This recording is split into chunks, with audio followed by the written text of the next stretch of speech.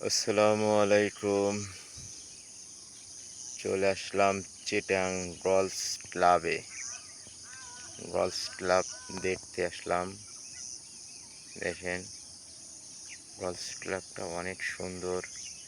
ভিতরে একটি খেলার জায়গা, এটা মনে হয়। কত সুন্দর করে এটা তৈরি করছে দেখেন। এই গলফ ক্লাব পরিবেশটা অনেক সুন্দর, অনেক আর এটা কি ঘাস লাগিয়েছে। এ